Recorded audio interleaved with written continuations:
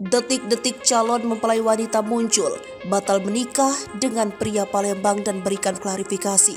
Calon mempelai wanita asal desa Blambangan Dona yang sebelumnya viral lantaran menolak untuk dinikahi.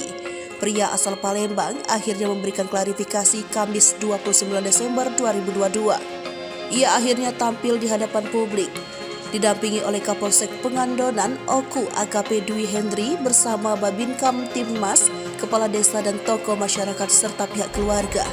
Gadis yang beralamat di desa Blambangan ini membantah semua tuduhan yang dialamatkan kepadanya, termasuk tudingan bahwa yang membatalkan pernikahan dari pihaknya.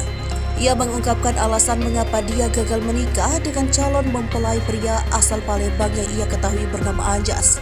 Menurut dia, apa yang disampaikan pihak lelaki ada beberapa selisih paham itu juga tidak benar, sebab pemberitaan itu 35 juta tidak mungkin dibelikan motor.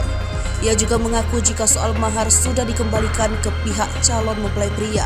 Ia menegaskan jika dirinya tidak melarikan diri seperti yang diberitakan sebelumnya. Ia mengaku saat itu tengah berada di rumah saudara di daerah Pagar Bulan. Terkait permintaan Rp7.700.000 itu sudah ada sesuai kesepakatan.